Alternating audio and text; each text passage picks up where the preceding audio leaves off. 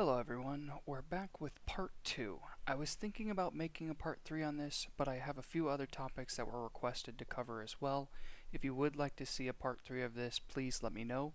Now, once again, I will remind you I am not an expert on psychology. These are just my opinions on my experience. For this video, I wanted to cover more into detail of what the outside can do.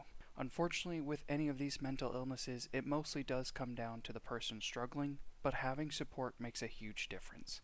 It can be as simple as just being around for them when they are at their really low point. If you know someone that is struggling a bit, just ask them how they're doing. Sometimes this can get them to open up to you and it will alleviate some of the pain they are going through. Along this line, I also wanted to cover how you can spot people who are struggling with depression. Now, be aware these are not guaranteed methods. Some people show signs of depression, but that is just how they are. So if someone tells you they are fine, don't push them, or you might get into an uncomfortable spot with that person. Even if you really do believe that someone is struggling with depression, I would suggest against pushing them because it might just make them upset. That person might just not be ready to talk about it. When wounds are fresh, sometimes you have to think for a while before you even figure out how you feel. For spotting them, though, there are a lot of obvious cues. If someone is not acting like themselves, and note that they don't have to act sad or anything, they might just be acting happy, so if they seem happier than usual, it may be a sign as well. If someone has been struggling with depression for a long time, they might be really good at hiding it. When I was in school and struggling, I was always the person laughing the loudest and making jokes the most. This goes along with what Robin Williams said.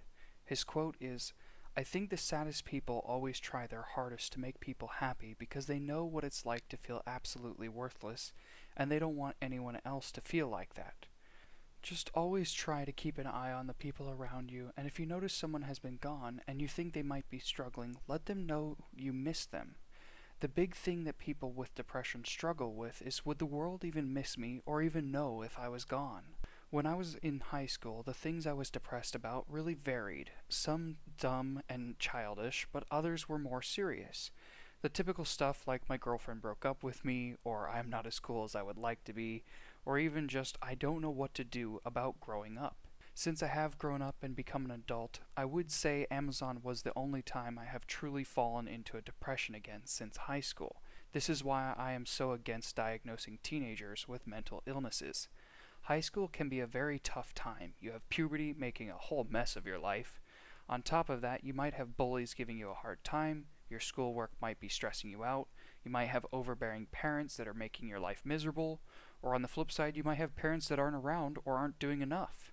Don't get me wrong, there are some young people that do have mental illnesses, but it is so hard to be sure. Some young boys are diagnosed with ADD or ADHD, and then they are prescribed a drug to basically keep them sedated. Most of these boys are just boys. Boys are rambunctious, they break stuff, they get into things they shouldn't.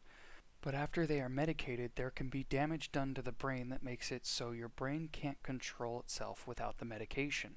You become dependent on it. Same goes for depression. If you are taking a medication that is supposed to balance your mood, then your built-in mood balancers start to weaken.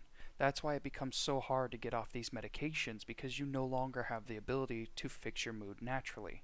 This is why, especially at the teenage level, we should not be so quick to medicate, but instead offer many avenues for these teenagers to find help.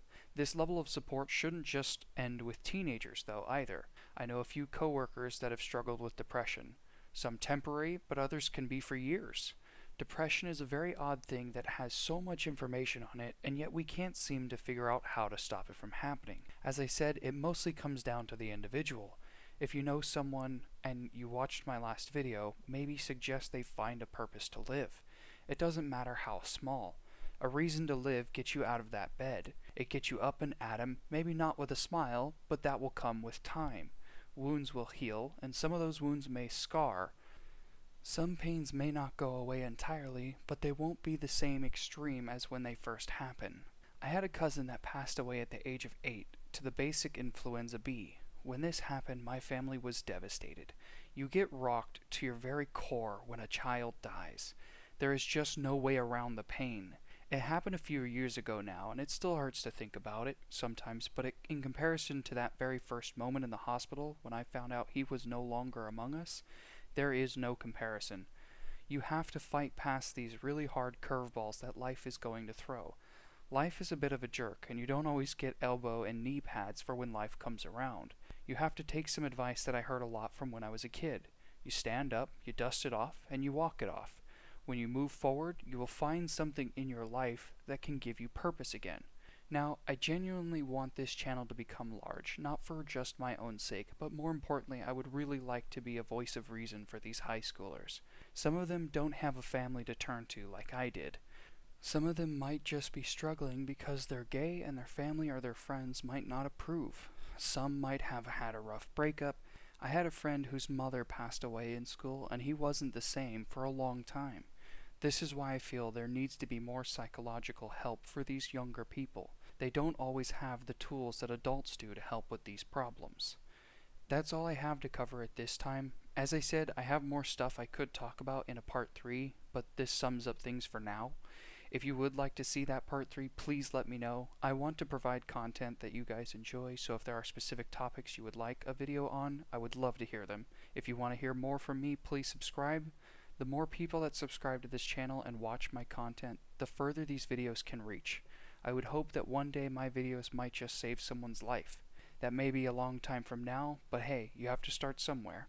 Anyway, I hope you're all staying safe out there, and remember to be careful, but not scared.